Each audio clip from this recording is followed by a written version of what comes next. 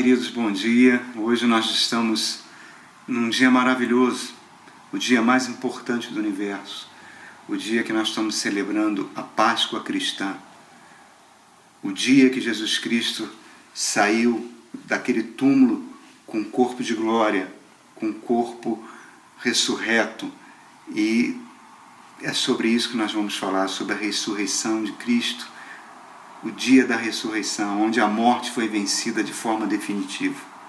E eu convido aos irmãos, eu gostaria de compartilhar com os irmãos um texto que está nas Escrituras Sagradas, na primeira carta de Pedro, no capítulo 1, a partir do verso 18, que diz assim: pois vocês sabem que não foi por meio de coisas perecíveis, como a prata ou ouro, que vocês foram redimidos da sua maneira vazia de viver, transmitida por seus antepassados, mas pelo precioso sangue de Cristo, como de um cordeiro sem mancha e sem defeito.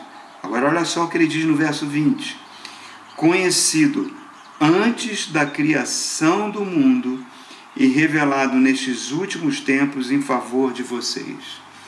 Essa mesma revelação aqui que o apóstolo Pedro está compartilhando conosco, que o Espírito Santo colocou no coração dele, também está lá no Apocalipse, no capítulo 13, no verso 8, onde diz que o sangue de Jesus Cristo é conhecido antes da fundação do mundo. Irmãos, que verdade fantástica é essa? É sobre isso que eu gostaria de falar. Nós estamos celebrando a Páscoa. A Páscoa é uma palavra que deriva de uma palavra hebraica chamada passá, que significa passagem, que foi quando aconteceu a última praga que Deus lançou sobre o Egito para libertar o povo de Israel. Deus ordenou a Moisés que cada família pegasse um cordeiro sem mancha, sem defeito, e sacrificasse esse cordeiro, e pegasse o sangue desse cordeiro e passasse no umbral da porta. E quando o anjo da morte viesse para matar os primogênitos, quando ele estava de passagem, quando ele estava fazendo passar, quando ele estava fazendo a Páscoa, quer dizer, passando pelo Egito, aquela casa que tivesse o sangue do cordeiro, o anjo não entraria ali e não mataria os primogênitos. E foi com essa última praga que o povo de Israel foi liberto do Egito. E tem um significado muito grande para nós. Porque assim que Jesus Cristo surge, quase 4.000 anos depois, quando ele sai daquelas águas do Jordão, João Batista, olhando para ele, fala: eis o Cordeiro de Deus que tira o pecado do mundo. Mas aqui, Pedro está falando para a gente que o sacrifício de Cristo, o sangue dele foi derramado antes da fundação do mundo. E o Apocalipse vai dizer a mesma coisa. Que coisa incrível, irmãos. É como a gente poderia tentar explicar isso de uma forma simples que a gente possa entender? Antes da fundação do mundo, é como se lá no livro do Gênesis, quando está escrito, lá no primeiro capítulo, quando Deus diz, haja luz, e aí começou a criação de toda a natureza, de todo o universo, é como se ele tivesse dito antes, haja cruz. Vamos tentar entender isso. Deus criou o homem, ou desejava criar o homem à sua imagem e semelhança, para que tivesse comunhão completa com Deus. O homem, digamos, seria assim o ápice da criação de Deus. Mas quando Deus resolve criar o homem à sua imagem e semelhança, criou o homem um ser livre. E se ele fosse criado como ser livre, a sua liberdade, ele poderia usar essa liberdade para se virar contra Deus, para não aceitar estar debaixo do domínio de Deus. E Deus é a fonte de toda a vida.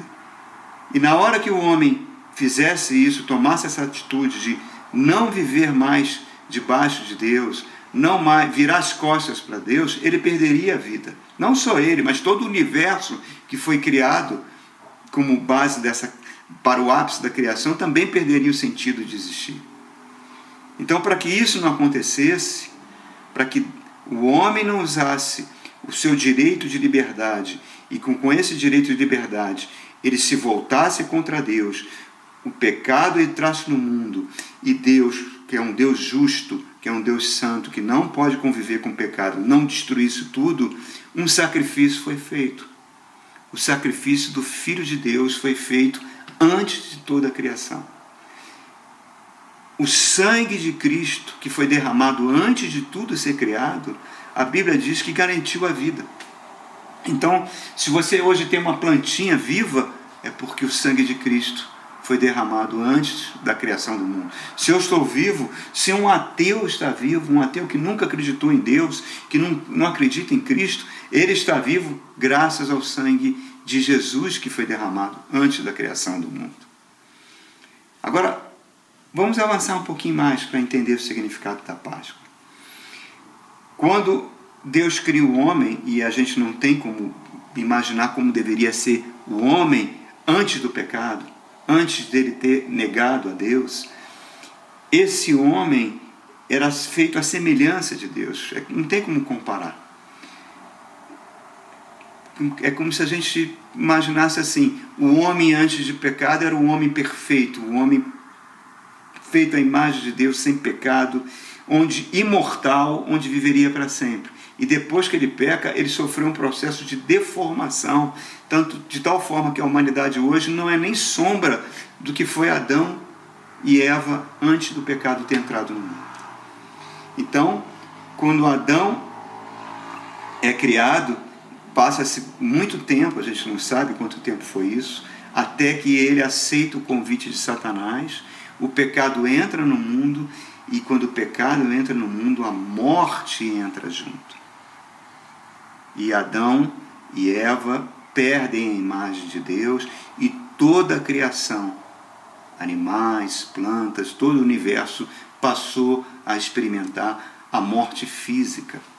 A morte espiritual aconteceu porque Adão perdeu a conexão com Deus. E a morte passou a fazer parte da humanidade. E a morte traz medo, irmãos. A morte traz muito medo. O ser humano tem muito medo de morrer. Desde que o ser humano existe, a morte entrou para roubar a felicidade do homem, para roubar a felicidade da humanidade. Algumas pessoas acham que podem,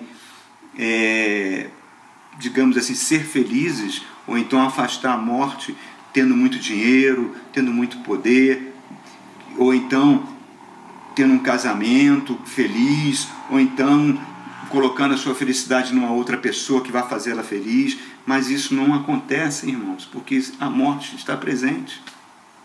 A morte termina tudo, a morte acaba com tudo. Então, desde que a humanidade se separou de Deus, parece que ela vive numa constante busca do elixir da juventude. Eu tive várias oportunidades como pastor de visitar irmãos queridos, familiares de irmãos em hospitais, em UTIs, e ali você vê o que a morte faz. Ali você vê a dor da morte. Pessoas definhando com câncer, com dores horríveis, tomando morfina para suportar a dor, crianças com câncer, enfim, um cenário horroroso que a morte trouxe. A morte se tornou o maior problema para Deus. E esse problema só poderia ser resolvido pelo próprio Deus. Deus não poderia enviar um anjo, Deus não poderia enviar um profeta, porque são criaturas criadas por Deus. O próprio Deus, na pessoa do seu Filho, teve que vir a esse mundo para morrer a nossa morte. Morte, ué pastor, mas a gente não morre? Sim, a gente morre a morte física, mas a verdadeira morte é a morte eterna, irmãos. Longe da presença de Deus. Nós não somos apenas corpo, nós temos espírito. E esse espírito, temos alma, e esse espírito e alma precisam continuar vivos. A morte não pode alcançá-los. Não somos seres biodegradáveis que vamos ser lançados na terra e vai desaparecer, não.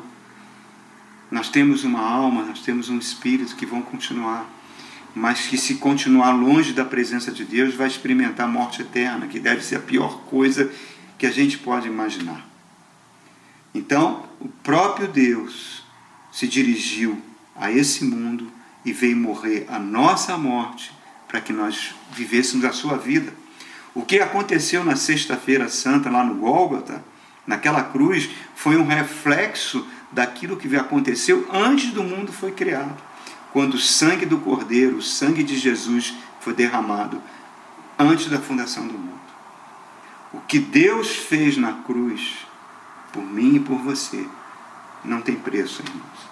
Eu não tenho como me aproximar de Deus. É impossível receber qualquer bênção de Deus se não for através da cruz. A cruz é o segredo que abre o coração de Deus. Jesus foi maravilhoso. Jesus, quando andou aqui na terra, ele ensinou coisas maravilhosas. Ele fez milagres incríveis. Jesus venceu a ansiedade várias vezes, como nenhum psicólogo conseguiria fazer um ser humano vencer. Jesus venceu sintomas que poderiam vir de depressão, como nenhum psiquiatra conseguiria vencer. Jesus venceu a impaciência como nenhum filósofo conseguiria vencer. Jesus venceu os desafios da vida como nenhum empresário conseguiria vencer. Jesus venceu o medo da morte, Jesus venceu o vexame público, Jesus venceu a arrogância dos políticos, Jesus venceu a incompreensão do mundo, Jesus venceu o terror noturno que ele passou naquela quinta-feira à noite, mas a sua maior vitória foi na cruz do Calvário. Foi na Páscoa, a Páscoa cristã. Que dia fantástico, irmãos. Mudou o universo. Depois de durante 2 dias, na quinta e na sexta-feira, sofreu torturas incríveis, foi assassinado na piores da morte, foi sepultado num túmulo, e ele sai daquele túmulo com um corpo de glória, vencendo a morte. O corpo que Adão tinha antes do pecado ter entrado. Um corpo que a gente, lendo os relatos da ressurreição no Evangelho, ele atravessava paredes, ele estava num lugar, estava no outro lugar, era visto por várias pessoas ao mesmo tempo, mostrando que tempo e espaço não tinham mais nenhum tipo de poder sobre o corpo ressurreto. E a Bíblia diz que nós teremos esse corpo. O meu corpo físico vai morrer, sei lá quando. Estou com 64 anos, talvez ele venha morrer viver mais 10, 20 anos, talvez 1 mês, talvez 2 meses, não importa. Esse corpo vai para a terra, se Jesus não voltar antes, ele vai para a terra, será sepultado, mas o verdadeiro Wagner vai ter, quando Jesus voltar, o corpo de glória que Jesus teve. A Bíblia diz que nós seremos como ele é. Isso por causa da Páscoa cristã. Algumas pessoas, nós notamos isso lá no Evangelho de Mateus, que eles chegaram a pagar testemunhas falsas para negar a ressurreição de Cristo, pagar a guarda que tomou conta do corpo, dizendo que os discípulos levaram o corpo. E várias pessoas questionaram a ressurreição de Cristo. Mas a Bíblia diz que ele apareceu ressurreto, e durante 40 dias ele esteve com muitos irmãos, almoçou com eles, fez as refeições com esses irmãos, ensinou a eles até o momento que ele subiu aos céus. A Bíblia diz que ele chegou a ser visto por 500 irmãos de uma única vez. A psicologia, ela refuta qualquer tipo de alucinação coletiva que possa acontecer em vários lugares ao mesmo tempo, com pessoas diferentes. Quando você lê os relatos do Evangelho, quando Jesus aparece com o corpo de glória, os seus discípulos, os apóstolos, estavam morrendo de medo, estavam trancados dentro de uma casa, com medo de morrer depois da morte de Cristo. Esses homens, depois que têm um encontro com Cristo ressurreto, se tornam homens tão corajosos, com tanta intrepidez, que vão virar o mundo de cabeça para baixo pregando o Evangelho. E muitos deles vão morrer mortes violentas. Ninguém arriscaria a sua vida por uma mentira. Ninguém sairia para o mundo todo arriscando a sua própria vida por uma mentira. A Bíblia diz que Tiago, o meio-irmão de Jesus, que antes de Jesus ressurgir, depois da morte, ele não cria em Jesus. Chegou um momento que ele pensou até que Jesus estava fora do seu juízo normal. Depois da ressurreição, Jesus aparece ressuscitado para Tiago. Tiago se converte e vai ser o primeiro bispo da igreja cristã. Vai ser o bispo da igreja de Jerusalém e vai sofrer uma morte horrível, mas não vai negar Jesus. Vamos pegar o exemplo do apóstolo Paulo, o maior perseguidor que a igreja teve no início. Perseguiu a igreja de forma implacável. E ele tem um encontro com Cristo glorificado, com Cristo depois da morte, com aquele corpo de glória, e ele entrega a vida para Jesus e vai se tornar o maior dos apóstolos. Ninguém faz isso por uma mentira, irmãos. Milhares e milhares de mártires morreram, mortes violentas, por causa do cristianismo, por causa da ressurreição de Cristo. Ninguém faz isso por uma mentira. E o mais espetacular disso, o mais extraordinário disso, irmãos, que agora eu entregando a minha vida para Jesus Cristo, o Espírito Santo, o Espírito de Jesus, vem morar dentro de mim e eu posso falar com Jesus, eu posso ter comunhão com Jesus, como você também pode. Porque ele venceu a morte, ele está vivo. Haverá um tempo, irmãos, esse corpo aqui vai morrer, mas quando Jesus voltar, nós teremos a vida eterna. Não haverá mais UTI, não haverá mais crianças em cadeiras de rodas, passando por câncer, pessoas definhando com doenças, não haverá mais corona, nada disso. Nós teremos, a Bíblia diz que aquilo que jamais penetrou no ouvido humano, jamais olhos viram, jamais penetrou no coração humano, aquilo que Deus tem reservado para aqueles que o amam. Nós não somos seres biodegradáveis, irmãos. Nós teremos o corpo de glória que Cristo teve, graças à Páscoa cristã. Isso é muito lindo, queridos. Haverá um tempo que aquelas pessoas queridas, que já partiram, nossa mamãe, seu papai, seus amigos, você vai encontrar com todos eles. E não haverá mais nenhuma lágrima, nenhuma dor, mais nada. Tudo porque Jesus ressuscitou. A Páscoa cristã. Como é que eu poderia... Acho que é muito difícil a gente tentar entender a eternidade, aquilo que Deus está reservando para nós. Mas vamos tentar fazer aqui um exercício mental. Tenta imaginar a eternidade como um quadro negro, certo? Aquele quadro que você escreve com giz. E a eternidade fosse uma linha que você escrevesse que não tem fim. E esse quadro não tem fim. E que a vida que você está vivendo agora é o pontinho inicial dessa linha eterna. Quanto tempo dura esse pontinho? Quanto tempo dura a nossa vida? 50 anos, 30, 80, alguns conseguem viver até 100 ou mais, mas não passa de um pontinho diante da eternidade. E o interessante é que é nesse pontinho que nós fazemos nossos juízos de valores, é nesse pontinho que a gente fica questionando Deus. Deus, por que tu permitiu o corona? Por que tu permite tanto sofrimento? Mas é justo comparar toda a eternidade de maravilhas por causa de um pontinho que durará apenas alguns anos? Todo o sofrimento que tem nesse mundo não foi Deus que criou, irmãos. Foi quando o homem virou as costas para Deus, que permitiu que o pecado e a morte entrassem. Mas o problema da morte já foi resolvido na cruz do Calvário. Então haverá um dia que a morte irá ser erradicada do mundo. Não haverá mais dor nem tristeza. Tudo por causa da Páscoa. Santa Teresa de Ávila, ela falou uma coisa muito linda. Ela falou que a vida que a gente leva agora, quer dizer, esse pontinho diante de toda a eternidade, todo o sofrimento que essa vida trouxe na vida de muitas pessoas, diante da eternidade com Deus, sem sofrimento algum, esse pontinho vai ser comparado com uma noite mal dormida num hotel cheio de pulgas, numa espelunca, num hotel barato que você dormiu, diante da glória reservada para nós. Tudo isso graças à Páscoa. Hoje, nós estamos vivendo num campo de provas, com tantas notícias tristes que a gente tem visto, né? Corona, mortes, mas isso é nada, queridos, nada diante da eternidade.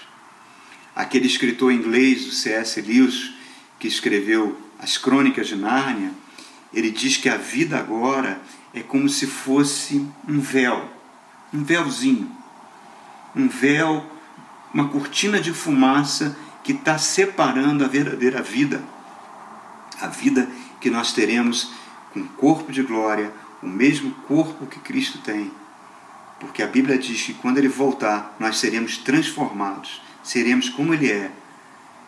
Então, do lado de atrás dessa cortina de fumaça está a verdadeira vida. E quem tem Jesus no coração sobrevive ao túmulo.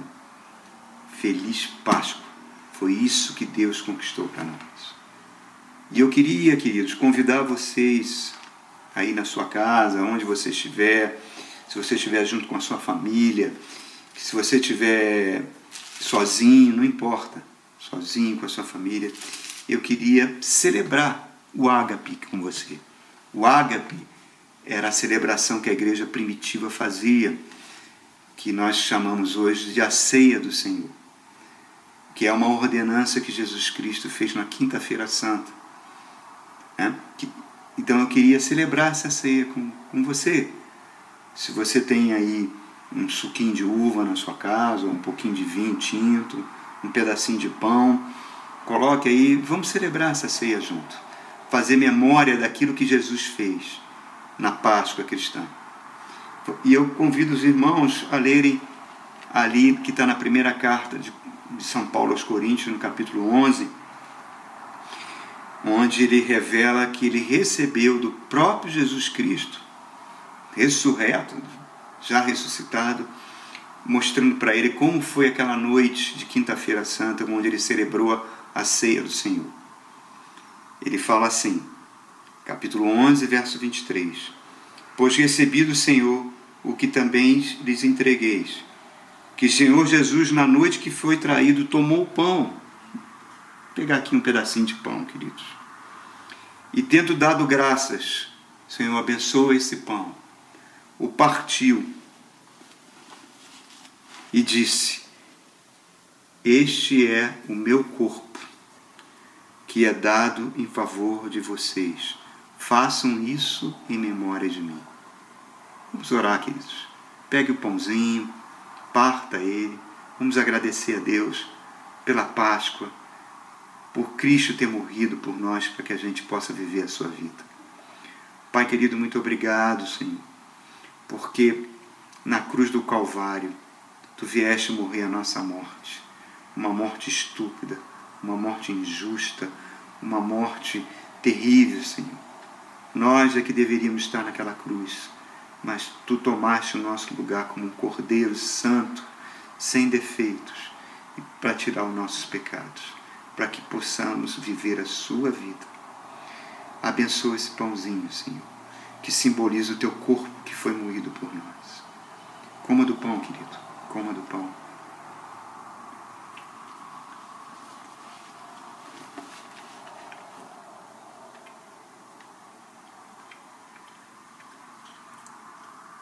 Glória a Deus, queridos.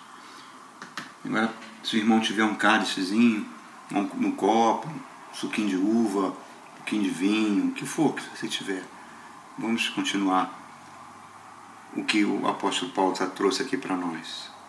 Da mesma forma, depois da ceia, ele tomou o cálice e disse, este é o cálice da nova aliança no meu sangue. Façam isso sempre que o beberem em memória de mim. Porque sempre que comerem deste pão e beberem deste cálice, vocês estão anunciando a morte do Senhor até que Ele venha. Oh, que coisa linda, irmãos. Que privilégio.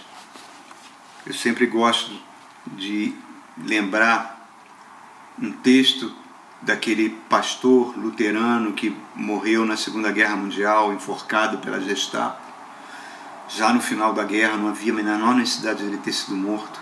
A guerra já tinha acabado, a Alemanha já tinha se rendido, mas os guardas foram lá no cárcere e o enforcaram, Dietrich Bonhoeffer. E ele dizia que toda vez que na igreja é celebrada a ceia do Senhor, quem serve a ceia é o próprio Senhor Jesus. Que coisa linda, que simbolismo maravilhoso. Então que a gente possa tomar esse suquinho de uva, que é o fruto da videira. Jesus falou que ele é a videira verdadeira. Que a gente possa tomar desse fruto da videira, fazendo memória do que Cristo fez por nós na cruz. Eu desejo a você, querido, uma feliz Páscoa, que você receba do Senhor tudo de bom, que se você estiver enfermo no seu corpo, que você receba a cura do Senhor no seu corpo físico, mas que você receba tudo de bom do Senhor, como um anúncio daquilo que vamos receber quando tivermos o corpo de glória, quando estivermos para sempre com o Senhor Jesus. Vamos beber, queridos. Pode beber o seu cálice, pode beber o seu copinho aí com suco de uva ou com um pouquinho de vinho. Vamos fazer isso em memória deles. Glória a Deus, Senhor. Teu sangue foi derramado na cruz, Senhor. Nós só podemos agradecer.